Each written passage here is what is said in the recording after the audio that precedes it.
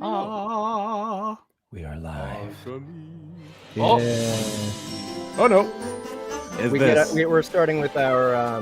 This is not an Archemi. This is not an Yet. Archemi, no. But yeah, this will be eventually Vash's theme song. I think. Yeah, this is gonna be Bash's. Oh wow! Did you see that? Okay, I can see James in the. Let the crescendo happen. Aw, my nose was an A. Oh, it was. Yeah. That's people's noses look like A's when they get cut off. It's true. It's true. I've seen it. I've seen it happen. Yes, they do. I am the Moose Rider. Yeah. How did you know my? Moose Rider. How did you know that's me? That's my superhero name. My alias is blown. Well, good thing you get to be sorely Right. the Grim Raven today. The Grim. That's Moose way Rider. cooler than a Moose Rider. What are? gotta Well, be I mean, honest. Sorley's pretty damn cool, but Depends on where I you're think from, it I would suppose. elevate his coolness if he rode a moose. Yeah. That's all I'm saying. Yeah, The Grim Raven Moose Rider. The Grim Mooses Raven. Mooses Oh are. man, yeah, dude. They're big Okay, fuckers. instead of a Raven mobile, he should just have a moose. Those Yeah. things, they're intimidating and But- powerful and more dangerous than bears. Are they tasty? Have you eaten moose? Delicious. Yeah, Really? absolutely. Oh. Yeah, they're very they're a bit tough, but there's a lot of flavor there. Okay, you're gonna have. I still need to go visit you in Toronto, where they have meese. Meese. Oh yeah, they- we have they- an entire moose section at the grocery store. and they, you can ride them on the street. They have what are they called? The carriages. Yeah, rickshaws. Rickshaws, yeah. We got moose Moose. rickshaws. Yeah, I don't want to be ignorant, but can you get moose at the grocery store in Canada? No, you can't. Well, I mean, it Damn. depends on where. I don't know. I don't know. There might be some grocery stores up north where you can get it, but it's Do like, get mooses? yeah. Well, it depends on it's all hunting license stuff. I don't know. Ask my brother. He lives in the Yukon. He knows these things. Okay. We're gonna. I mean, like, it sounds like we should just visit him instead of you. Honestly, yeah. I mean, Toronto's great. Actually, it's better now that things are loosening up from good. The Coheed. measures. But they're letting you go. But yeah, I mean, the place to go is the Yukon. I mean, we've all seen Yvonne of the Yukon, and we know that. You never saw that show? Mm-mm. Oh, maybe it's a Canadian thing No. only. Oh well. I'm sorry, Anyways, that buzz is never gonna not be funny. Yeah. Okay, so we have an interesting show today. We have Mr. James Baldwin waiting in the Yes. green room. Yes. Yes, we do. We're going to talk about some Archemi Part 5, Archemi the Mhm. 5th, and Yes. this is the one where Beethoven the dog enters. That's the, right. Very enters the nice. series. Coming to an Um, audible near you, yeah, hopefully soon. One of your local And- audibles. Right after we pontificate and blather for a little while, we're going Mm. to do another Bloviate. episode of Joe Antihero. Deprofio's Antihero. I can never remember titles of things because I do so many titles of things. It's Lots of just- titles. Yeah. And then after that, let's see, after James's segment, then we have the troll poll, in which we will declare to each other that we are Inigo Montoya. Oh. Right. And then the last thing that we're going to do is Gary's games. And do we have games set, Gary? Don't we? We have a game. It will be a game. We have a game Singularis. from a One set game. of Gary's games. We are Yeah. taking one. Yeah. So Yeah. The suite. Yeah. From the suite. right. So before we get started on that, news. So there's an obscure title that just released today. Not a lot of people have heard of it. Not a lot of people have heard Not very about it. popular. I mean, it's not getting a lot of attention right now. It's called Yeah. Dungeon Is it called Prison Traveler Gym? That sounds close. Yeah. That sounds close. Prison. No, wait. Dungeon Something like Crawler that. Carl 4. Never heard of Number it. 4. Pew, Finally. pew, pew, pew, pew, pew. Finally. They released it. Thank you everybody for sending all of your feet. to Audible. Yes, it worked. That's what they all smelled like. DJ In case you were wondering, we can hear what. Okay, all right, stop. Dungeon Crawler Carl 4 is now ready. So thank you everybody for persuading the AI at Audible to release that thing. Go buy it, go pick it up. If you haven't tried it yet, there's 4 books already, and like book 4 is the longest one, 18 hours. Jailbait Kevin.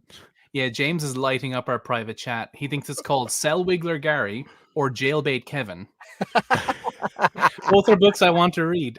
Yeah. Yes. So go pick that up, guys. It's there.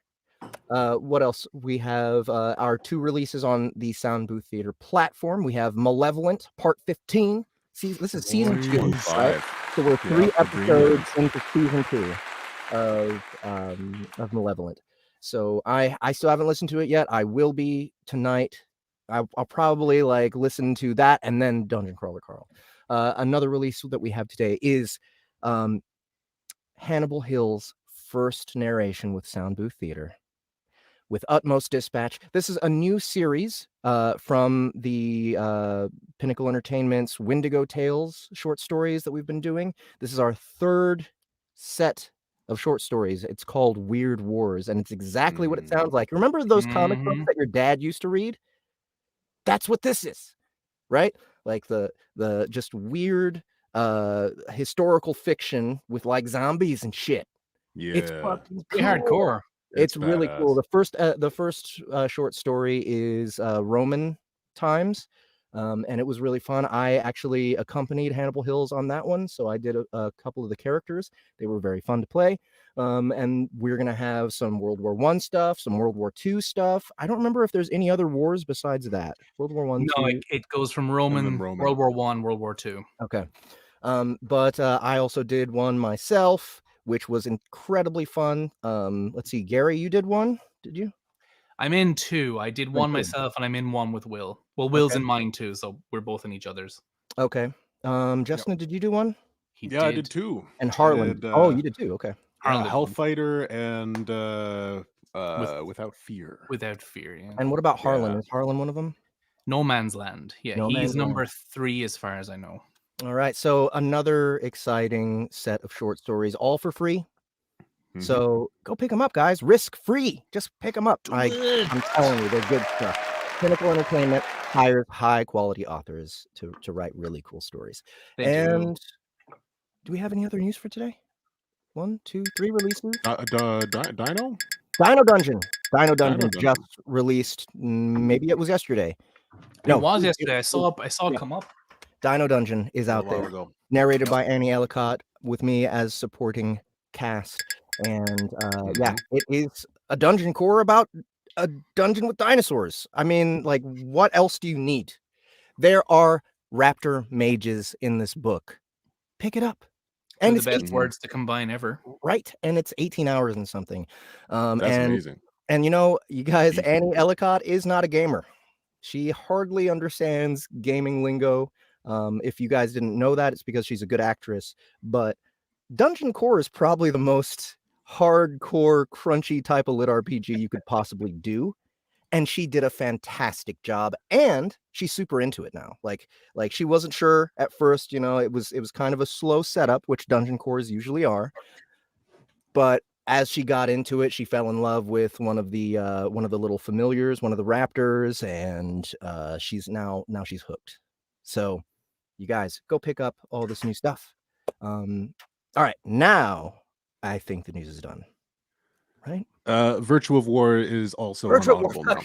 Yeah. All right, Justin, you tell us about Virtue of War. A lot of news. Virtue of War is a story written by Justin Sloan and L.O. Addison, and it is a story about a thief, maybe 60 years into the future, 40 years into the future. Anyways, the Earth has been ravaged by aliens, and there was a big war that happened, and there are these virtues, these alien devices that have the power to destroy worlds or completely heal worlds. And Kaylin, the main character, played by Laurie Catherine Winkle, is tasked with stealing it. First, she's framed for stealing it from the US government, basically. And then she's tasked with stealing it back. And it's a lot of fun. Rich worked on sound effects on that one, so there's a little bit of ambient and mood setting sound effects and music off the top of chapters and sometimes at the ends. And yeah, so that's available on Audible now. It's no longer on our platform, but you can get it for a credit. Yeah, you can get it for credit. That's that. If you've already gotten it on our platform, you still have it. So thank you for that. And I'm pretty sure that eventually it's going to be back on the platform. So if you want to wait till it's back and you didn't hear about it before, just watch out for it. Go buy it on Audible, though, for sure. It's there. All right, now that's it. I promise. I promise that's it. All right, no more news. On to Joe Deprofio's Anti-hero. Every fucking time. I'm like, okay, let's do this. Anti-hero. She's my auntie. She's my hero. Her name is Hero. Hi, anti-hero. All right. Cool. I will start when the sound effects start.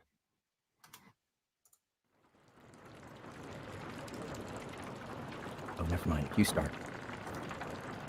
Was that me? Did I actually do that? I attacked, I swung the sword, but I didn't make it. Making weapons isn't a power I have. Right? Sorley's ears perked up at the sound of approaching helicopters and gouts of flame. Atreyu and a battalion of GSO elite soldiers were inbound. The grunts would be no issue, but the elite soldiers were another case entirely. While not gifted with powers, each soldier of the elite force had been modified genetically with superior strength and resilience. Not to the level of super, but just enough that the 50 would be a problem. A big problem! Then, there was Atreyu.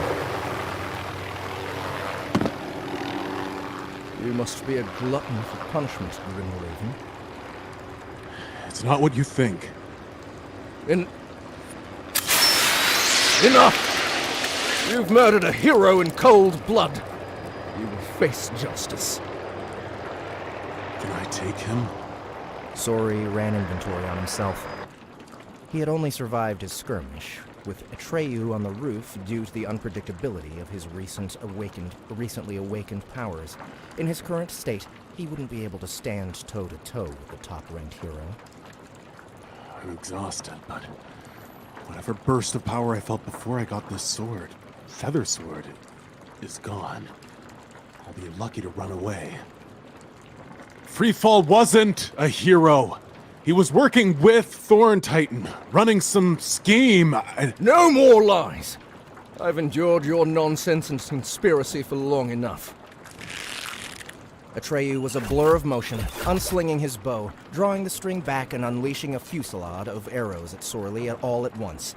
He reacted instinctively, lurching to the left and swinging his blade out to the right, saving himself from the arrows aimed at his heart and face, but not from the arrow that slammed into his left side.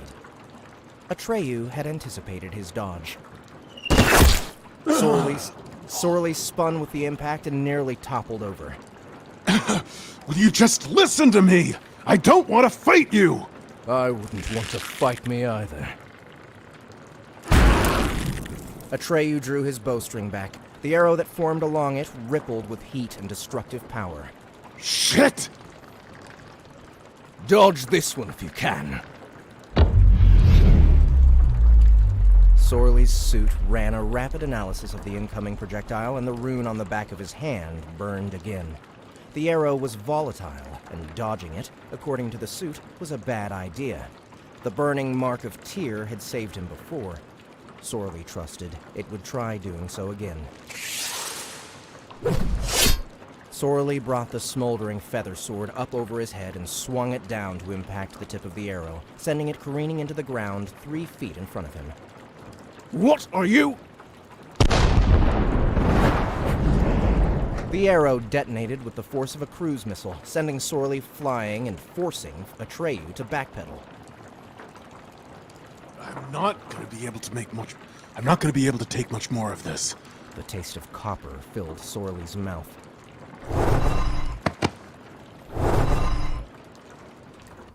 Leap.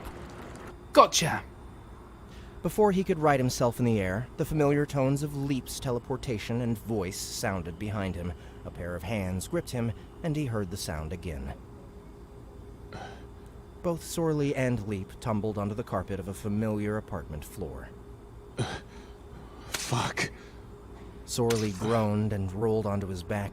The arrow lodged into his side had snapped off evenly with his skin, despite the suit's protection. Burning streaks of pain shot through the whole of his torso when he tried to sit up. He got you good, love. No time to lay about. We need to move. Now. Sorley clasped Leap's outstretched hand and, with her help, got to his feet. I didn't know you could teleport with other people. That's the trick for staying free, love. Tell them enough to be believable, but not enough that they can catch you whenever they want. Right. Hey, Cat. Audrey strolled around the couch past an assortment of packed bags. Sorley arched a brow. Remedy left this for you the other day. Seems like this is what it was for. Leap took the items, glanced at the note, and handed it to Sorley. This is for you. Grim Raven. A friend told me that you would be going up against Tyler Snow soon. I never liked the bastard. Left too many bodies to be a proper hero. If you're banged up and need to fight, this little concoction will let you do so. It's still in the experimental phase and I won't bore you with all the science behind it. Just know that it kicks like a mule and will have you going strong for about 15 minutes before the effects start to wear off. Be safe, Grim. You're doing good work. Warren Greer. Thanks. Sorley held his hand out expectantly for the syringe. Leap hesitated for a moment before surrendering it. So... Sorley pocketed the booster and moved for the door. Grim, where are you going? Atreyu tagged me. Him and a battalion of elite goons will be here any minute. I'm gonna head north. The two of you should go south. But... There's no but about this, Leap. I have a target stuck in my rib. You're implicated, and now Audrey is too. This thing will give me 15 minutes, and I can't keep you two and myself safe. This isn't up for debate. When Leap stammered, Sorley turned and left the apartment. I have to move fast. Sorley sprinted down the hall toward the north-facing window. With a grunt of effort, he soared through the glass pane. The shards of glass streamed off him like rainwater as he launched into the city skyline. Sorley rolled over in the air and scanned the horizon. The attack choppers diverted sharply from their intended course and in his direction. A gout of flame and a burst of neon light told him that Atreyu and Arclight were headed his way too. Shit. Arclight, civilian name, Sergei Vaughn, was a city guardian-level hero, but would be problematic to fight alongside Atreyu. He seemed a little too laid back whenever the news stations caught him in action, seeming to be comfortable where he was. If Arclight were holding back to maintain his current position, Sorley would be outgunned even at his peak. Sorley adjusted his trajectory and rocketed toward the city streets below. I'm only gonna have one real shot at shaking these assholes. The more difficult he could make it for the helicopters to navigate, the more he could focus on the real threats. Arclight and Atreyu. Not bothering to hold back his shouts of pain, Sorley dug his fingers into his side, around the remaining haft of the projectile still lodged in him until he got to the burning arrowhead and tore it out. The relief from the pain was instantaneous, as was the fading of adrenaline. The pain had kept him sharp, and now that it was gone, all that was left was fatigue. That was until he remembered the asphalt rushing up to meet him. Sorley flipped in the air and slammed both feet into the pavement, heaved the arrowhead westward, and took off to the east toward the bunker. He wasn't in the air anymore, though, so there shouldn't be really like a bunch of flapping sounds. He stayed on the ground, forcing his legs to pump as fast as they could. Best case, Atreyu and Arclight split up where I landed, and the grunts circle the area in an expanding radius. If I can get outside of that without getting caught, I can get to the bunker and wait it out. Worst case, I have to fight both of them, 50 soldiers, and deal with the choppers all in 15 minutes. If that's what I have to do. Maximizing collateral is how I get away, but... Sorley stumbled and almost lost his footing. that's what a villain would do. He slid to a stop and dug into his pocket for the needle, then held it behind his fingers, using his index and pinky to hold it in place. Sorley turned to look at blazing neon light that approached him and held his hands up in mock surrender, keeping the injector out of sight and the plunger right next to his thumb. That is the first smart thing you've done today. Grim Raven, right? Arclight landed at least 20 feet from Sorley. Not a lot of space. Arclight's attacks travel at, well, the speed of light. Sorley would have to get very lucky or very clever to dodge. You know, I don't hear that often enough. Wait until he calls it in, then move. So, this was your whole plan? Kill Freefall, get rescued by some thief, and leave town? Not very well thought out, especially with the press conference and everything. Come on, man. I thought you were going to save the world or whatever. Pretty uninspired in practice, no? He's stalling too. I mean, what plan maintains contact with the enemy, am I right? I had planned to expose Freefall as a villain conspirator, but that only went so well. I was the only person he confessed to. And now he's pretty dead. Arclight was about Sorley's age, but had all the brainwashing the GSO wanted him to have. He got red in the face and brought his left hand up to his ear. Go time. Sorley turned his right hand around and sidestepped to the left. His assumption that Arclight would fire at the first movement he saw was correct, as a lance of neon light shot through the air where Sorley's right hand used to be. He jammed the needle into his neck and pushed the fluid in, dropping to the floor of the dingy alleyway to avoid another blast. Sorley's heart thumped hard against his ribs, and the colors of his vision split into 3 waves for a second before reconvening into a solid image. Kicks like a mule. Sorley pressed up against the ground and over the next blast, landed on his feet, and surged forward. Nothing personal. Sorley roared as he drove his right knee straight into Arclight's groin and dropped his right elbow onto the back of the young hero's neck. He rolled around to the left and landed a devastating shin kick, sending Arclight into the nightclub adjacent to the alleyway through the wall. Sorley touched down and went to sprint away, but his legs didn't move. They were frozen in place. Shit. He looked up, just in time to see Atreyu leer at him and loose an expanding arrow made of ice. "Got you, little raven!" Sorley held his arms up to block the shot and braced. What the? The arrow had collided, but there was no pain, no knockback, just cold. Ice spread over Sorley's forearms and raced up to his shoulders and across his chest. "Grim Raven, you're under arrest for the murder of Freefall, Momentum Hero, destruction of GSO property, and endangering the lives of countless civilians. Do you have anything to say for yourself?" Fuck you.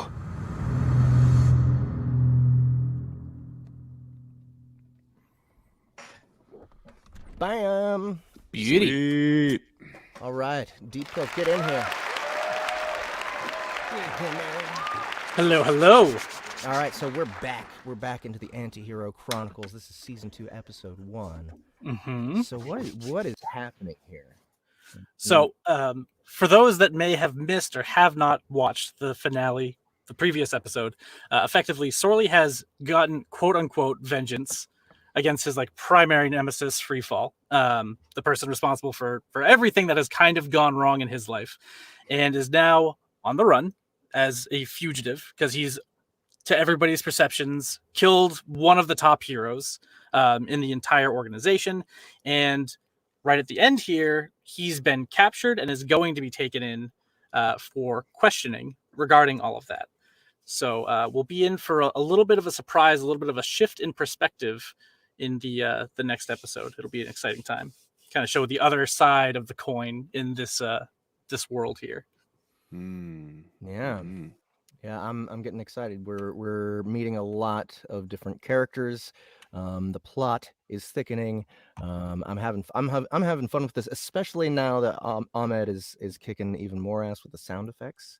It's Oh, yeah. a lot better. I can't wait till like we are just like, doing live performances like this is not easy. We have to worry about each other's syncing and everything like that. Yeah. But I think we're getting better. We're getting better Oh, at 100%. making this stuff work. So this is really good practice because there's a lot of action involved. Oh, yeah. Yeah. Yep. It's a lot of fun.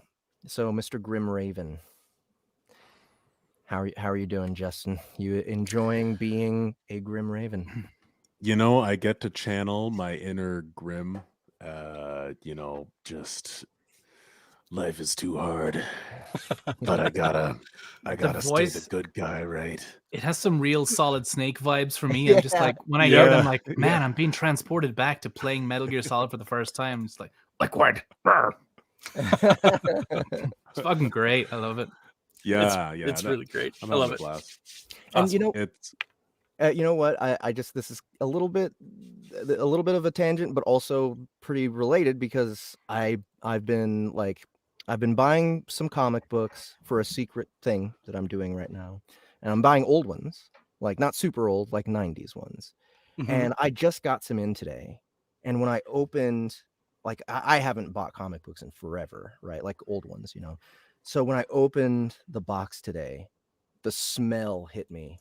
I was like, and then the memories came back, like just oh my god, like of being in comic book shops with my brother. Kind of old paper, like Yeah, that old print, like cheap print, like it just brought me back. I'm seeing like all these action figures and like remembering all the comic book shops I used to go to. Is the Anti-Hero Chronicles kind of a throwback for you, Joe? It is. So this is like a huge throwback to me for me to like Batman Beyond on Cartoon Network. Like that was where a lot of this kind of started. And like just kind of like how I envision like the costume looking and kind of like the technology and that kind of stuff is just very much Batman Beyond in my head. Which makes it a lot of fun to write because it's very nostalgic for me. Yeah, and you know what? Batman Beyond is one of the few like legit cartoons that like I don't know. I don't have any complaints about that show. It felt right. It felt completely followed the right when it animated came out. series very well. Yeah, it really did. And then having like the old Kevin Bruce Wayne. Conroy on. Yeah. Yep. Fuck Be yes, just man. crotchety old Bruce Wayne. Yeah. So good work with that. Now I'm just gonna be seeing Batman Beyond when we play this, and I'm gonna channel it. I'm gonna get the tone a little bit better. Awesome. Mission accomplished. Indeed. So Joe, thanks so much for starting season 2 back up with us. Do you have anything else that you want to mention before we move on to Mr. Baldwin? Well, so now that I have like situated my entire recording situation, I had a meeting with Ahmed the other day. He helped me set up Ableton, so I'll get to like join Gary and screaming Ableton in Discord at some point, I'm sure. Narration is going to be starting like full force on Ascendant Online Book 1. Wow, nice. all right. So Looking forward to it. keep your peepers peeping. It's coming. Indeed. Right on. And if people want to follow you, they want to follow your writing and stuff, where should they go? They can go to dprof.net. Real simple, real straightforward. That'll bring you to things like my YouTube channel, my Twitch channel, my Discord server, Twitter, all of it. You go to one place and you can find everything else. Other than that, you can find me on Twitch, Dprof Gaming. Real easy, DEPROF Gaming. I do D&D streams pretty much every Wednesday. I'm running a game for a few folks that are actually here in chat today, which is super cool to see. Considering, there's like an ocean in between some of us. But yeah, those would be the two biggest places to look. Would be Twitch. Awesome. Thanks so much. And we will see you again in another month. Another month, next month? maybe sooner. I don't know. I'll talk with Maybe. Ahmed about it. We'll figure it We'll out. see. We'll see. All right. Later, Joe. Later, guys. See you, Joe. All right. Well, we have a guest. How many times has James been on this show so far? Joe, get the fuck out of here. At He was least on- 2. Yeah.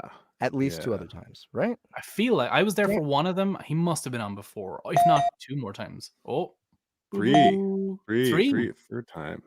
Yeah, Is there this was his third definitely. time? Well, I don't know if it was technically Soundbooth Theater Live. We've definitely done listening parties. We did a listening party for Trial by Fire, but it wasn't technically. Did we? Yes, that's but right. he's not counting that. Okay. Okay. Yes. All right, But we well- love James. James, of course, is the author of Archemi Online. He's shy. He's being shy right now. Yeah, He's being let's shy. get him in here. Bring him in. Let's Get him in chat. here. Let us James is- talk. Come on, James. James, Come come out on. here. James. Come on. We want to Come out talk here, to you. man. Come Open the on. door and come in. James. All right, I'll do it. I'll do it. There he is. Get out Oh, of here. shit. Ah. He's gone. He's gone away. He peeked doesn't out the wanna corner. be here. There we go. There he is. There he is. And of course, he has a dinosaur on his shoulder already. Of course I do. Like, Oh yeah. So this little shit, we let his wings grow in recently, so he can now fly, and that means that he's basically just a homing missile. He just Oh no. I can't get rid of him. He's also a homing missile into our ear holes. Oh, Yeah. Yeah. What's his name again? But he's a cute. Silas. Is he a Silas. bird that talks? This is his talking. Yep. This is the song of his people right now. Okay. It does have an essence of like motherfucker to it. Like it has a kind of an angry air to it. He is Yeah. perpetual. He is this rage incarnate. Really, he's Yeah. at some point in the show, he's probably going to bite my ear, and I'm probably going to bleed. So fair Okay. warning. Cool. He's already dude, fixing to do He it. One way to was, heal he was piercing. just about to. He was like, "What do you want again? By what? Have permission? When is he going to be big enough for you to ride?" Oh, I don't know. This is the question. I think he either needs to like de-evolve by 30 million years, or he needs Or to work out re-evolve. some sort of cyborg parrot, super strength. I don't know. Cyborg parrot for the win, I think. Yeah. Yeah. I mean, it's 2021. Everything has. He's in like a trigger little these days. cockpit and he's riding a parrot Metal Gear and he's just like controlling it. Ooh, yeah. Its very own Warsinger. Hmm. Silas's own Warsinger. I think Silas basically is a war singer. Oh yeah. Just a small one. He's Yeah, animated by as the loud as spirit one. of he's animated by the spirit of a demon of rage, just like the war singers are. Who do not know. Let's hear it in the chat. Actually, who here has listened to or read any of the Archemi Online books? Shout it out. Let us know who's your favorite character. James, of course, is the author of Archemi Online. And if you are familiar, you'll know that I have the pleasure of narrating it. Jeff, of course, is acting in it as well. Laurie Catherine Winkle plays Suri and Karalti. And it is a whole lot of fun. Currently listening to book 4. Right on, Warsinger. Yeah. Yeah.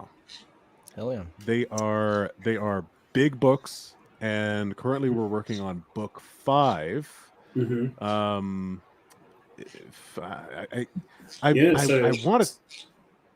I want to talk about book 5, but I don't want to give away too many spoilers if people are on. Yeah, so I mean, Catching to some up. extent, Book 5 of Archemi was really Warsinger Part 2. You basically have this arc, like the Warsinger and Spear of Destiny form this arc in the series. And I was very limited by how many pages I could upload to Amazon. So, books can only be about 700 pages long to be able to be printed in paperback. So I kind of had to Really? pick a point. Yeah, I had to pick a point in that arc to cut it. Which is why Warsinger does kind of end on a little bit of a cliffhanger. So I cut it at the point where one of the parts of the arc is wrapped up and the next is being kind of introduced. And then Spear of Destiny takes up literally right after that. Like literally right after that, that Yep. cliffhanger ends. basically continuing the same scene. So yeah, like Spirit Destiny and Warsinger, they're both huge books. All up, that arc runs through just under 400,000 words, which is about 1,200 pages. That's a So big yeah, hog. it's a big Yeah. they're big books. That's But what, they're 36, big. 40 hours. Yeah, and so since then, I've been researching Napoleonic warfare mostly. Yeah. Well, that's the thing for- is that they're not just big books, but like the amount of effort and research that goes there's a into lot of like, the research lore that goes building. into them. Yeah. So I've been doing a lot of warfare and strategy research and strategy gaming research for the next 4 books in the series, which are very much about the campaign that's been set up in the first half of the series. Right. And what have you learned so far? How do we win a war against Napoleon, as Napoleon? Yeah, so I mean, I've learned all sorts of stuff. Lots of things about how the battlefields in that time period and with that kind of level of technology worked. Now, Archemi has some advantages over Napoleon, and mostly that they have airships. So Right. I'm also having to learn some stuff about aerial combat and how that would factor into a place where you basically have muskets and airships and magic, And yeah, sort of looking at like so far in the series, I don't know if it's too much of a spoiler to say, but the bad guy currently seems to be very hard to beat. He seems very strong. He seems very well positioned. But what really happens is that as Hector learns what he needs to learn, he discovers that isn't necessarily the case, and he figures out ways to get around that sort of seemingly impenetrable strength. And that's very much what I've been looking at. It's like, how did someone like Napoleon take on the Prussian Empire? How did he take on Austria, who at the time was like a major world power? How did he divide and conquer Russia from the rest of Europe, which is something that he did. And also I've been looking at people like Alexander the Great and other, really significant strategists, and looking at how they took what seemed to be seemingly unsolvable problems and then solving them. And yeah, it's been fascinating, but it does require a lot of reading, which is why I haven't put book 6 out yet. Because with a story like this, where you've got this kind of, epic fantasy scale, you really want those battles to have impact so that they're memorable, kind of like how battles in Lord of the Rings were memorable. Right. And Lord of the Rings is a great example of that because, Tolkien served in the army. He was a soldier. So he also did a lot of research for these kinds of battles. And when you're writing these sort of epic scale things, if you half-ass them, then they become very boring. You just get bogged repetitive. Yeah. So you're currently working on book 6. You're currently writing it. Yes, and book 1 of a new series. Which involves way less warfare and a lot more just punching up. But we play it in seasons, which last about 3 months. Last season, my character took down my sole character, like my single character, and maybe like 2 other people, managed to take down 2 alpha clans, about 35, 40 people involved. Took them out, assassinated 5 people. Like, we went on a rampage. We swept up. It was great. And it was all because I've been reading, like, all this Napoleonic warfare and strategic, and basically learning to manipulate information in this game. So I triggered a war between these 2 alpha clans, and when they were done beating each other up, incited the winner to overreach themselves, and then we took them out. They overreached, they pissed off everyone, so then my character goes and whips up this big army, and we take out the second alpha clan before they can do their what they were doing. And yeah, I mean, it was super effective and a lot of fun, and everybody, had a great time with it. OOC, there was incredible sportsmanship. The 2 major clans were both antagonists. So, they knew that someone was eventually going to try and take them out, and we did it. And, had a grand old time doing it too. So, that for me, it was kind of like a practice run for parts of Archemi, because there's things that happen in the books that are going to be similar, where you're looking at basically sort of David and Goliath situation. and how you can like flip that around strategically. Yeah, we had a great time with it. One person in the comments mentioned Vash. It's perfect that they bring this up. This was Tyler L. Because Tyler. we do actually have a clip that we're going to play in a little while. But Jeff, without giving any spoilers, what can you say about your experience playing Vash in Spear of Destiny so far? So, Vash is very, very dear to my heart because I actually, while you guys were talking, I went and dug up his very first line. And I want to narrate, I want to perform it for you guys really quick. Please do. So that, I mean, it just wraps up why I just love this character. He says such ridiculous things, and he's so fucking funny. He's so hilarious. Yeah, but wise too. Just like this. Yes, very wise, really well-rounded character. Hey, you big old rankly bitch! Guess what the first thing your stupid ugly babies are gonna taste when they hatch? These nuts! That's totally fucked up, but not as fucked as you'll be once I get off this nest and ram my fist into your ass and mouth at the same time, because your mouth is your ass, and your ass is your mouth, and that's really disturbing now that I think about it. I remember that from I don't know how long ago. You posted up that exact clip in the Discord. I played it on repeat. I don't know how many times. Just the combination of that voice and those words. You wrinkly bitch.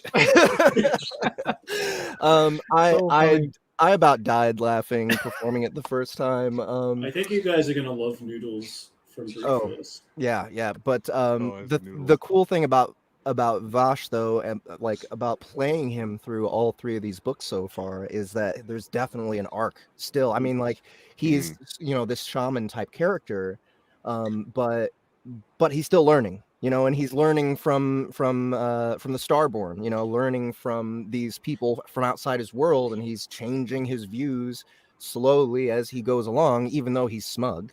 Like he's still he has a bit of an ego.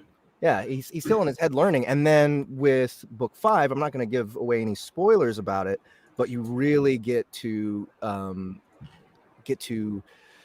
explore more of his emotional side, like his serious side, and his history is fucking tragic. So it was quite a different feeling to be able to take this character who has been played a little bit more for laughs for books 3 and 4, to him being like sort of like the central dramatic weight of at least the second half of book 5. So it was really cool to make that shift, but maintain his character, maintain the character that he has developed so far. And actually, one of the things that I do with Archemi is each book, from about book 3 onwards, does bring one of the side characters strongly into focus. So like book 4 was really Suri's book in a lot of ways. It was a really deep exploration of her character. And then in book 5, I would say that Vash is probably the one that gets the most, like the side character that gets the most exploration in that. Book 6 is going to be very Istvan heavy because it sort of touches on, we're sort of moving into that war scenario. So, it's Istvan who serves as Hector's Castellan now. He is a career soldier, so and a career officer. So he's going to play a pretty major role going forward. They all do. I don't have any throwaway characters in this series really. There were a couple at the very beginning of Dragon Seed where Hector was sort of finding his feet in the game, but even some of those characters are probably going to come back. Some of the they're still around. Seed. Yeah. Well, we do, at the risk of spoilers, we do have a clip that Ahmed has queued up. James, you will know this scene. It is Vash right before he issues the quest, telling the story. If you guys are ready, we can play a little bit of that. And luckily, it's at a point. It's still not ready to be pushed to Audible, but we've got music on over half of the book, and we have sound effects. Harlan has been adding sound effects to these scenes, so the music you hear, the sound effects you hear is Harlan and I, and of course Vash is played by Jeff. And whenever you're ready, Ahmed, you can take it away. I was born in the plateau country about a week's ride southeast of Norbu, the town which is the center of Toon life in Vlochia. The Durha clan was wealthy, with 1,000 head of cattle. My mother, Laho, was a strong woman who managed us with kindness and competence. She had 4 husbands, with 3 children by 2 of them, me, my little sister Soba, and my elder sister, Sunda. He paused after speaking her name, grimacing like a man with a stomachache. Saba was a gentle girl, full of energy and very playful. I loved her fiercely. But Sunda... She was never quite right in the head. What was wrong with her? I asked. From early in her life, she was prone to wild dreams and fiery rages. If something upset her, she would cry and scream until she threw up. If she was happy, she'd become manic, unable to sleep. Vash's eyes grew distant as he spoke. She was very violent. She once bit my mother on the face so hard she took a mouthful of her flesh. Like, as a toddler? No, as a girl of 8. But it gets worse.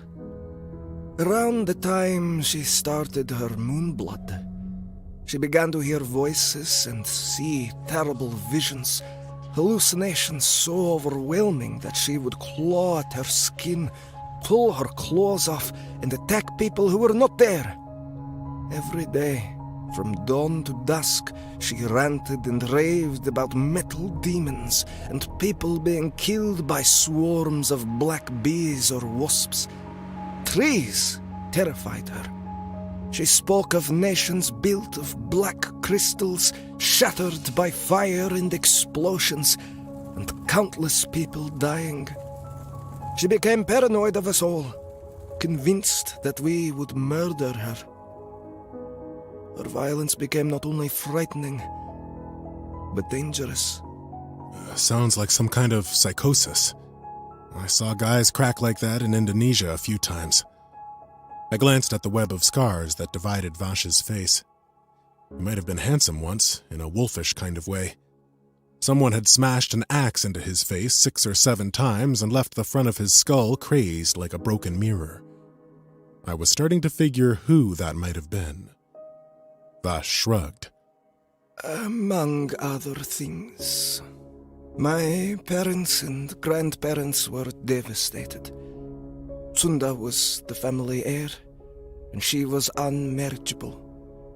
My grandmother did not believe that Sunda was sick with an illness.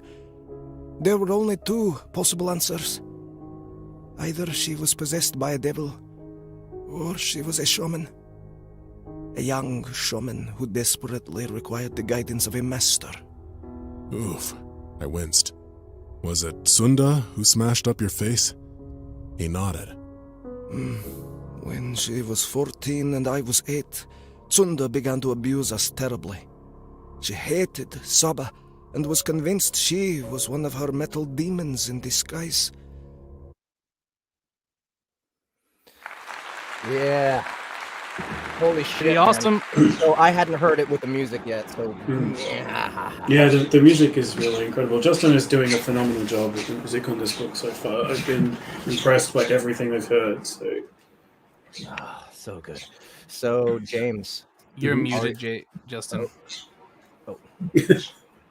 Oh, I was just saying thank you. It's an absolute blast to work on these scenes. Just, with every book, like I can envision it more and more. And this scene in particular was really fun because it's flashback. A lot of it is flashback, and it dances between the present and the past. And I really like what Harlan did with the sound effects, with that like lots of reverb of the little girls laughing, and just Fucking haunting. hadn't gotten a chance to play with that. Yeah, haunting for sure.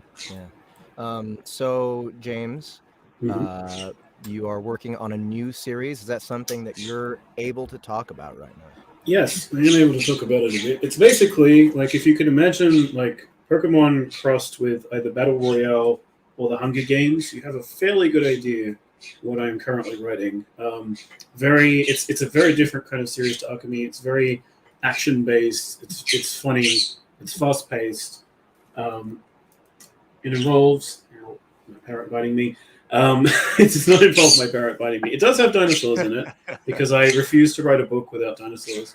Hey, amen. Yeah, basically, I'm not going to like tell anyone about the plot or anything of it yet, but it's very much like I'm trying to sort of write, I guess, an action movie lit RPG with this series. I really love playing survival games, and I really love playing games like Ark. Oh yeah. So there's definitely some Ark influence in this series. But yeah, it's coming along. I'm going to write books 1 and 2 before I publish book 1, so that they're out pretty fast. And hopefully Soundbooth will take them on. See how they go. They'll be going up on Royal Road first, so I will be serializing them. Once book 1 is finished, I plan to start serializing that as I write book 2. And it's kind of a bit of a palate cleanser for me because the next 4 Archemi books, Archemi was always intended to have 9 books. So we just hit book 5. There's 4 more to go. The next 4 Archemi books are big projects because they deal so much with this like strategic level kind of stuff, and so I have to really balance the personal with the I guess the communal or the overarching plots in Archemi. So Brute Force, by comparison, it's very personal. It really focuses very hard on 3 characters, and they're so it's kind of like a palate cleanser for me. It's a change of pace, and it helps me stay fresh while I'm writing Archemi, so that I don't get bogged down. Would you say that the mood of the books are very different as well? Or similar in tone? I think Brute Force is actually darker in some ways, but it's somehow both darker. Scene, I mean, wow. the premise of Brute Force is darker, but the execution is much lighter and faster. I guess that's the only way I could put it. Right. You've got characters who are in a perilous situation, but they're taking it with good humor, I guess, is what you could put it as. Yeah, it's very actiony. So lots of fights, lots of leveling. Kind of, I would say, like some light cultivation. It's been fun so far. It's met very good. It's been met with very good reception by fans of Archemi, which has been really great. I wasn't sure that my Archemi readers would love Brute Force as much as they do Archemi, but they do. So far, I've been serializing it on my Patreon, and the feedback for that story has been excellent. People have been reading it and remarking on it and basically, nagging me for more chapters. So, it's been doing well. Royal Road is going to be the big test. That's always the crucible for new series for me. Right. Do you have an ETA of when you're going to send it off to Royal Road? Probably another month. Right now. Hey, all right. That's very soon. Way sooner than I imagined. And for sure, SBT is going to be behind you, man, when you launch that one. So just keep us posted so we can get started. I mean, like, we can probably, get started soon after you put it on Royal Road so that we can try and get a simultaneous release on Kindle and Audible. So that would be lovely. Yeah. We'll see how we go. Yeah, and I think I'm not sure who the best narrator for it would be. I mean, Justin obviously, is always going to be my first pick because I love what he's done with Archemi. But I think that's going to be up to you guys when you review the manuscript and you have a look at it. If it's something Justin wants to do, I'm all for it. Sure. I mean, from everything that you've told me, it sounds like a slam dunk and a total blast. Yep. But it's true, like different different voice actors here at SBT will be able to bring different things. And if I look at it and feel, okay, no, I could really see Gary as Noodles, then that's what we got to do. Right on. Well, James, thanks so much for coming and hanging out with us. No worries. Thank your bird for For being a the bird. color commentary. For the comedic relief there, the comic relief, and the Vash scene. And we got one more question from somebody before you leave. Well, they will now. They will now. All right, James. Right. And you have a good one. Thank you very much. You guys have a good show. Thank you, James. Bye-bye. Take care. James Baldwin, everybody. Thank you. Baldwin. All right. So what do we got next? We got our requests only, or our not requests only. Our troll poll. Le troll poll.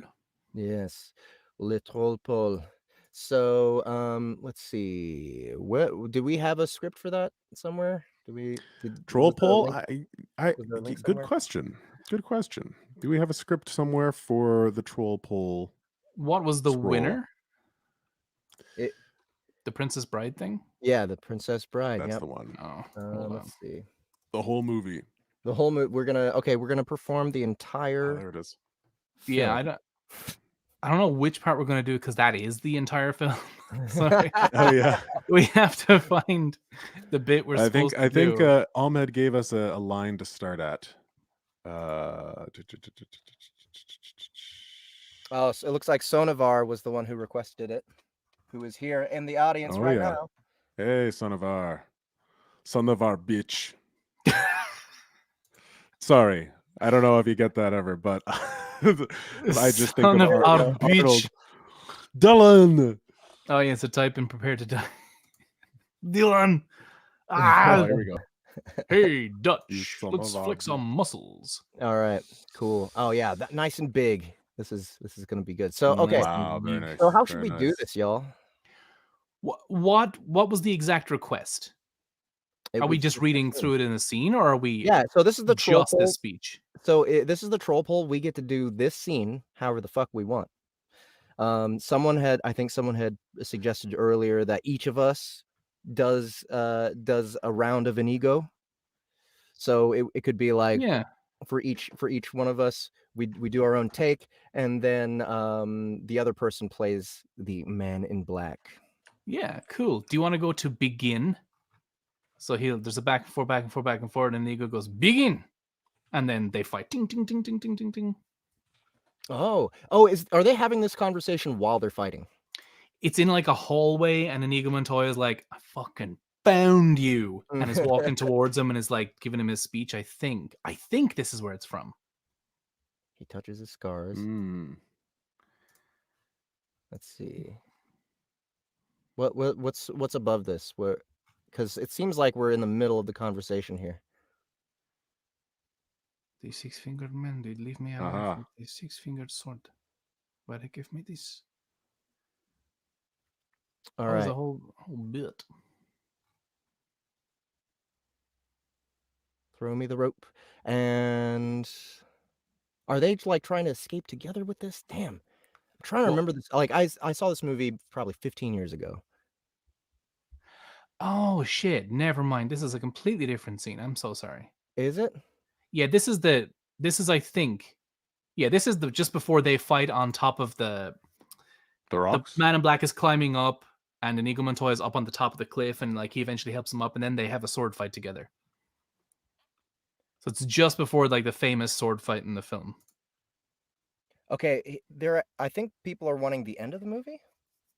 Yeah. Right. Okay. In which case, why is Prepared to Die only showing up once then?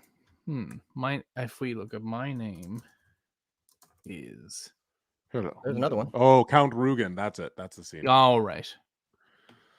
There we Okay, go. which one's Rugen? But leave the bird for question. Rugen, I think, is Christopher Guest. So he's just like, hello, I'm a fellow. I'm a lord. I'm a dick. Okay, so this scene killed. Okay. I'm thinking of Prince Richard from Robin Hood Men in Tights. You killed my father. Prepare to die. Guards. Okay. All right. I'll volunteer to be Rugen first. And we're not just doing that one line, are we? There's like a whole fucking speech, right? There's like a back and forth. No. I think. Is there another spot? Is that all you guys want us to do? That's Just to I say that think speech? yeah, that's all they want. But let's do it in different ways. Yeah. Okay. Okay. All right. So audience, give us suggestions for ways that you would like to hear this speech done. It's only a couple lines. So we need a bunch of suggestions. So fire them off. And we're gonna narrate you. We'll narrate you into the scene. Whoever is voicing Goodness in gracious. that time. So Okay. Rugen and the narrator will play straight, and then Inigo will be the funny one. Okay, who wants to be Inigo first?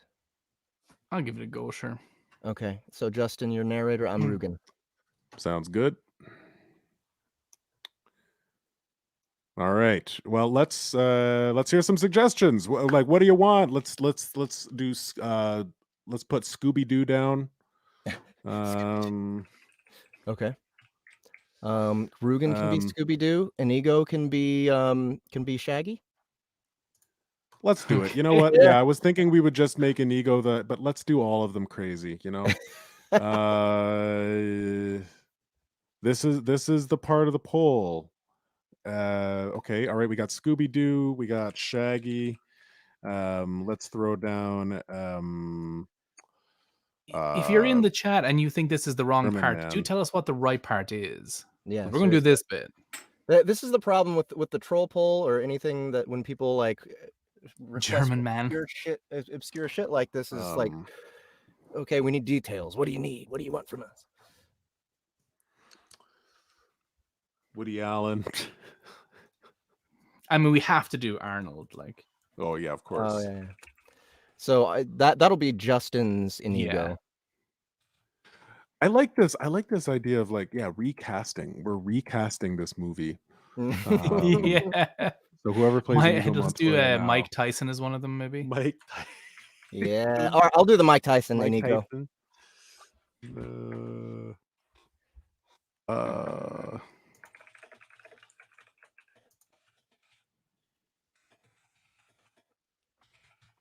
Oh god.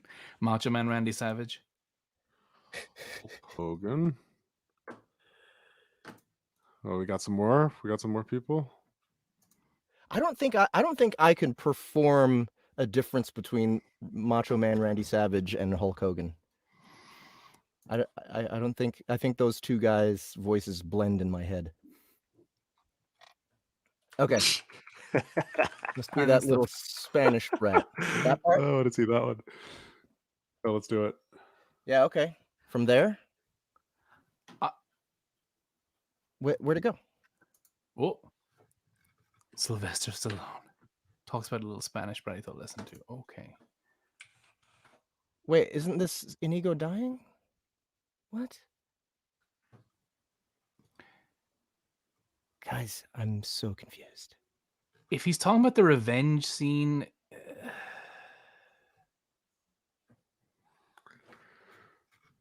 we have to do something. So let's do this until we get more clarity, if any is forthcoming. Please Is it not the scene "You Killed My Father"? Time to Die. It starts with "I tried, Father." Okay. I tried. Okay. There we go. Sorry, Father. ... I tried. Count Rugen. There we go. Okay, you must be that little Spanish brat. Is another big. There we go. Okay. So who am I again? I'm Rugen, and I'm playing Rugen as Shaggy or Scooby Doo? Shaggy. Scooby Doo. Scooby Doo. I'll be Inigo as Shaggy, and I'll be German Man as narrator. Okay. Let's do it. Okay, we got it right. This is what they want. Okay. All right. So Inigo, start it off. Oh yeah. Gee, sorry, Father. I tried. I tried. Looking across the room at Inigo, he stares at Inigo's face and then touches his own cheeks as memory comes. Must be that little Spanish brat I taught a lesson to all those years ago. It's simply incredible. Have you been chasing me your whole life, only to fail now? I think that's the worst thing I ever heard. How marvelous. Yeah, Inigo sinks. Oh! Shutting the door of the honeymoon suite, crossing quietly to the far walls where she sits at table, opens a jeweled box and takes out a very deadly-looking dagger. She seems very much at peace as she touches the knife to her bosoms. All right, who's Wesley? Gary. Okay. And Buttercup will be that will be Woody Allen. Okay. Wesley is? Or All right. Buttercup? And then And then then Wesley's Buttercup. Woody Allen. Got it. Yeah, and Okay. then Buttercup will be Mike Tyson. Yes. Okay. I'll do that. Okay, here we go. There's a shortage of perfect breasts in this world. It would be a pity to damage yours. And Buttercup. And Buttercup wells as we lying on the bed. Yelin's sword is beside him. His voice sounds just fine, but he does not move. Buttercup leaps to the bed, covering him with kisses. Wesley's helpless. Oh, Wesley, darling. Wesley, why won't you hold me? Gently. At a time like this, that's all you can think to say? Gently? Gently. And she lets go, thumping his head against her headboard and Looking very, very much surprised. Good heavens! Are you still trying to win? Inigo, struggling feebly, pulling the dagger from his stomach, holding the wound with his left hand. Rugen is pushing off from table, sword in hand, moving in to kill Inigo. You've got an overdeveloped sense of vengeance. It's going to get you into trouble someday. Yeah, Inigo watches the Count approach, and the Count flicks his sword at Inigo's heart, and there's not much Inigo can do, just kind of vaguely parry the thrusts with a six-fingered sword, and Count Rugen's blade sinks deeply into Inigo's left shoulder, but Inigo doesn't seem to feel it. His other agonies are so much worse. Wait, who's the Count? That's it's Count Rugen. Okay. That's Rugen, right. Yeah, I think this is still a scene description. The Count steps back and goes for the heart again. And then this blow comes. He's trying to use the wall for support and forcing himself to his feet, and it's not rolling success of any attempt, but he does at the least make some progress. And again, he manages to parry the thrust. And this time, Rugen, Inigo doesn't seem to mind, doesn't even fears it. But we cut to Count Rugen, stepping back and forth. Forge us the moment, watching as Inigo continues to inch his way to his feet, and then just before Count is about to strike again, Inigo manages to little flick of his own, and Rugen's hand hadn't expected it, and he jumps back and goes, "Whoa, wow!" Makes a little involuntary cry of surprise, and slowly pushes away from the wall. He says, "Hello, I can't do Shaggy at all. My name's Inigo Montoya. Zoinks! You killed my father. Prepare to die."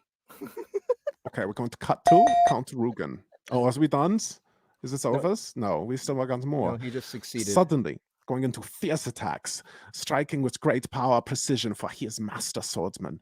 And he forces Inigo easily back, drives him easily into the wall, but he does not penetrate Inigo's defense. None of the Count's blows get home. As the Count steps back a moment, cut to Inigo, pushing slowly off the wall again. "Hello, my name is Inigo Montoya. You killed my father. Prepare to die, Scoob." But then we cut back, and again, he attacks, slashing with wondrous skill, but none of his blows get through. And slowly, Inigo, again, he moves forwards. "Hello, my name is Inigo Montoya. You killed my father. Prepare to die." Stop saying that. Okay, now we're going to cut to Count Rugen again. Retreating more quickly round the table.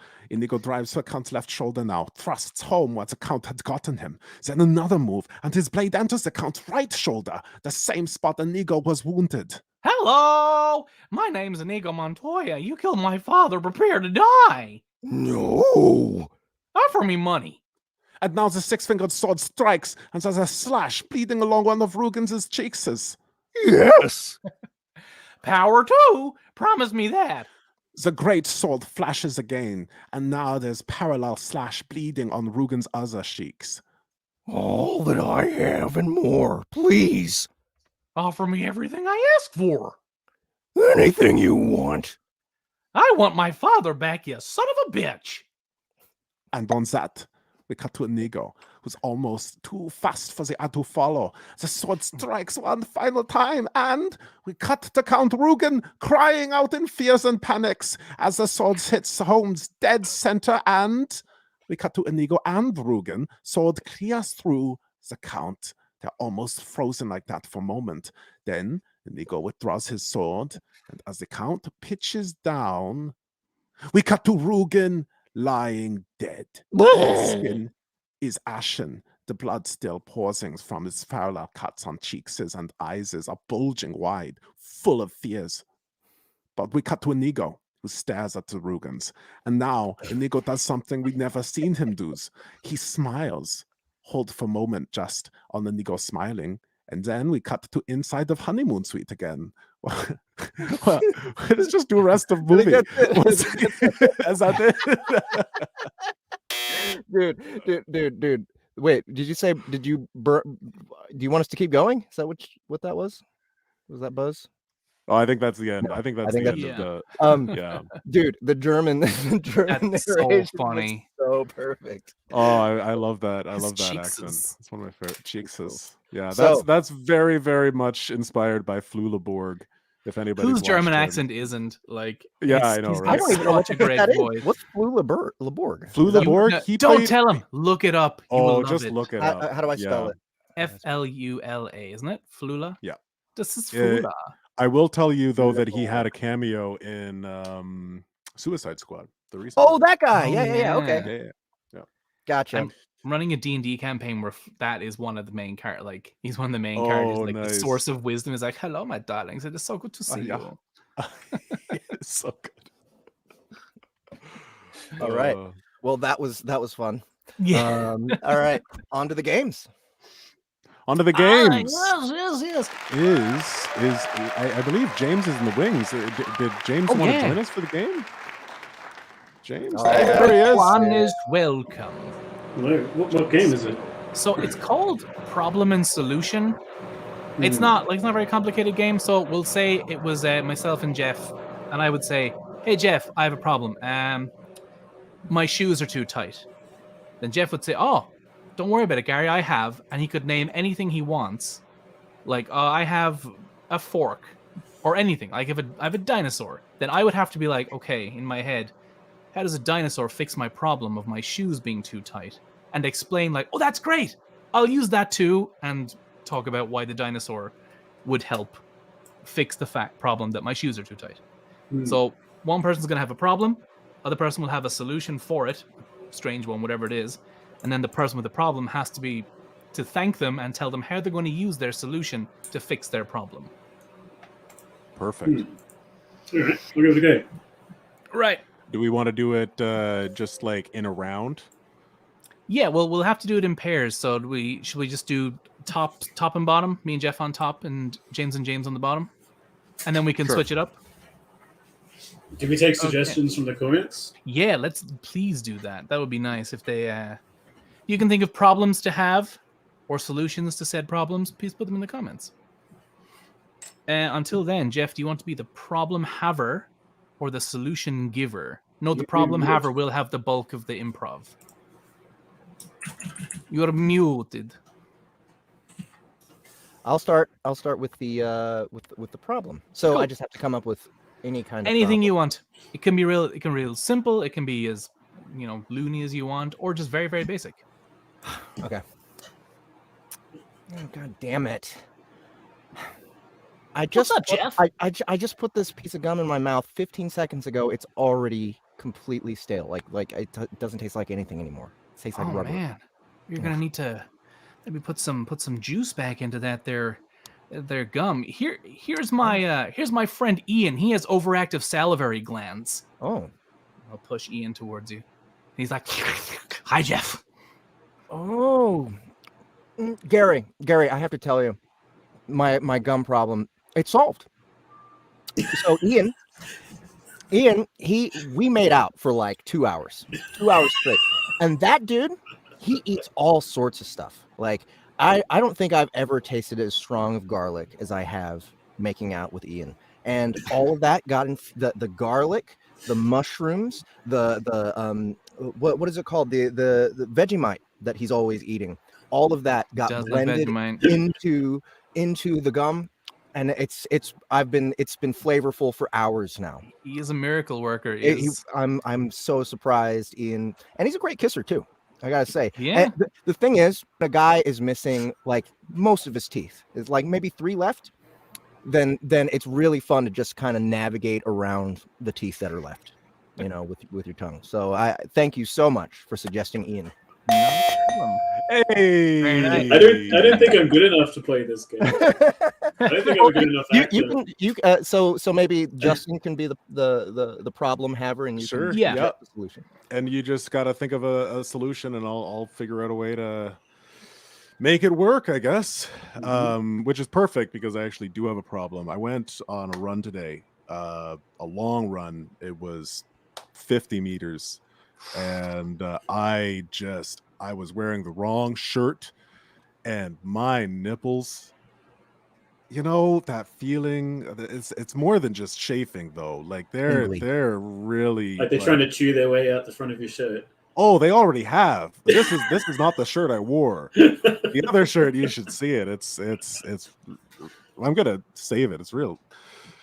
I don't know, exciting for something, but it definitely not for running anymore. I don't know. I don't know what to do about this. It really. Ow.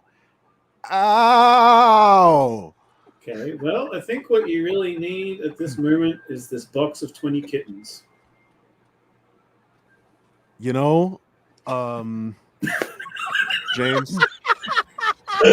I gotta hand it to you. I didn't think that 20 foster kittens. I didn't They're think really that cute. the kittens were gonna help me through that situation. I thought that maybe it was just gonna be emotional support, but as it turns out, kittens have really rough tongues, really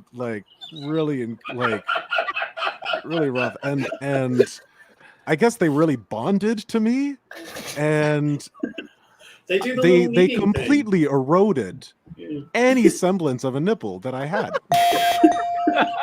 So thank you. Leave it to James to say pets are the answer. They always are. That was a good All one. right. Let's switch it up. So now I'll have the problem, and Jeff, you have to give the solution. Okay.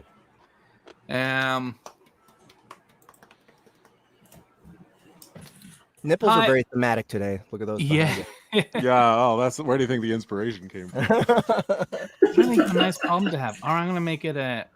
Oh, Jeff, I was just washing the dishes and I splashed too much water and it's all over my top, and I have to go out in 10 minutes in this top. I told them I'd wear this top and it's soaked.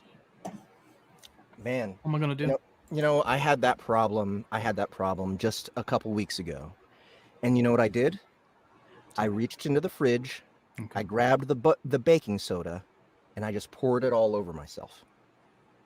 That is a great idea. I'm gonna pour that baking soda all over my body. I think all over my entire self, and it's gonna soak up all of the moisture on my person, including maybe the pee in my bladder, sucking all that out. So I'm really good, really dry, ready to go. Thanks so much, Jeff, for that baking soda tip. It's good that you keep your baking soda in the fridge. I've never thought to do that.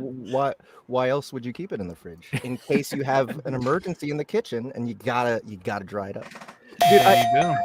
honestly, I feel bad because that was too practical a solution. That probably work. I feel Practical like solution. putting some sort of powder on it would be like, yeah, dry it right up. Great. Yeah. All right. But I mean, that's kind of like that's still it's not wrong. That's great. Like that actually works. All right. Okay, and switch it up on Le All right, James, you want to lead this one? Okay. So I have this problem. We have, you know how like those electric burner stoves, right? They have like the hot Oh, yeah. plates. Yeah. We always use one hot plate, and it Okay. always burns out. Like the fuse on it keeps burning out, and we have to replace the whole stove. And I'm Oh, wow. wondering if there's like a way that you can just stop that from happening. Like, how do you stop your stove burner from James. blowing out?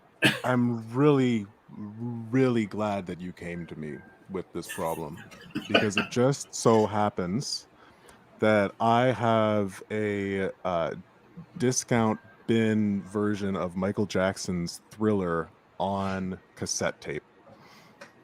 Oh, Right okay. here. So we cringe it into working. We just embarrass it to the point where it works by dancing in front of it, right? Well, I mean, you use it however you like, but yeah, I mean, maybe a little bit. Either that or we just spin it fast enough to cook things. I have somehow. images of you like standing with a boombox, just like looking at your your cooker, just being like, "Fucking work." Yeah, I think that's a good solution. Very nice. Problem solved. I think I'm better at providing solutions than problems. I think so. We can. I gave you a tough one now. there. I don't Yeah. know. We what can you switch could it up. fix. So all right. So how about I'll come up with a problem.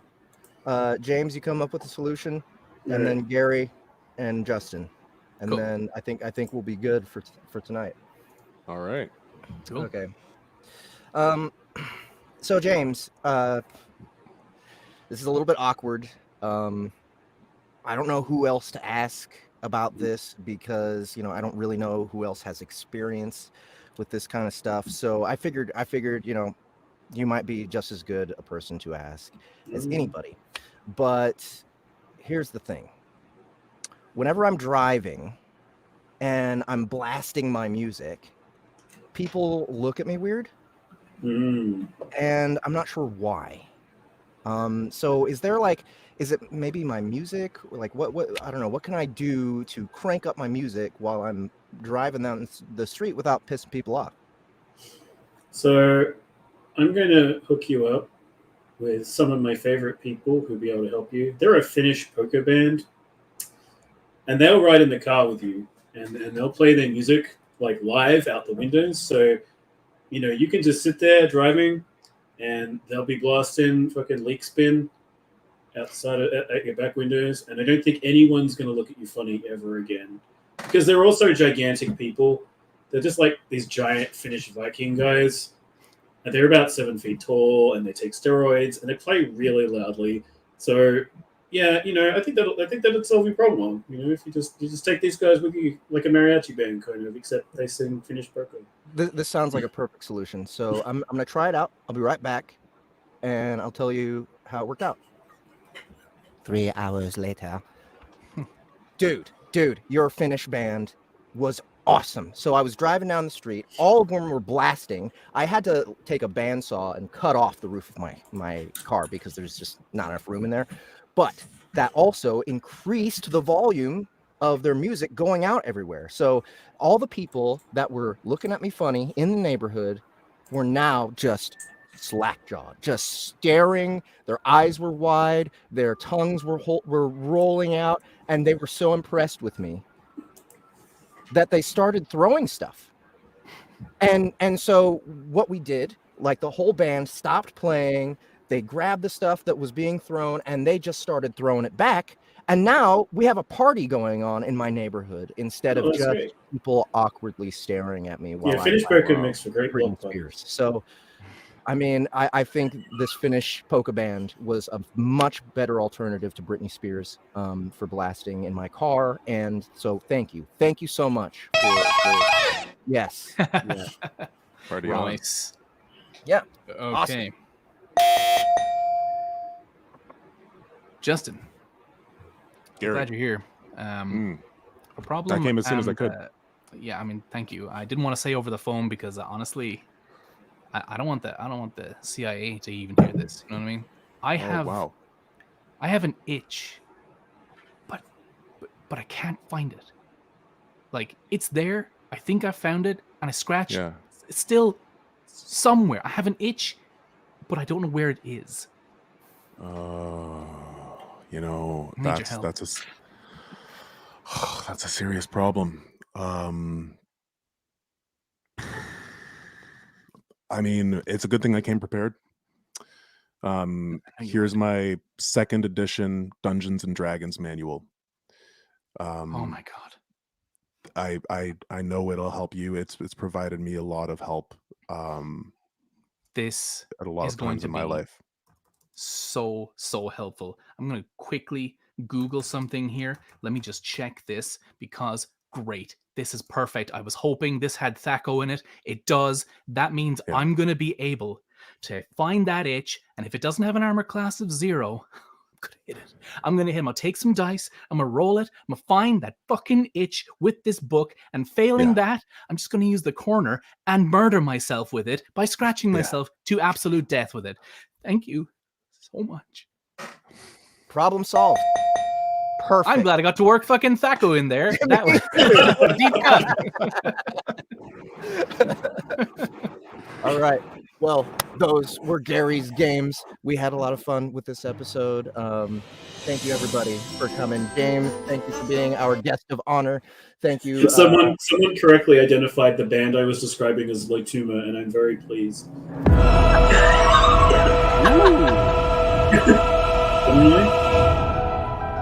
right. Thank you, That's James. Archemi music. Thank you, audience, for coming and hanging out with us. Thank you, everybody who's going to watch this afterwards. As a replay. An epic. Till the next episode.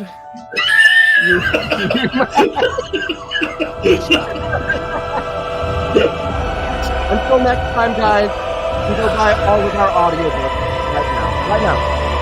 Soundbooth Theater!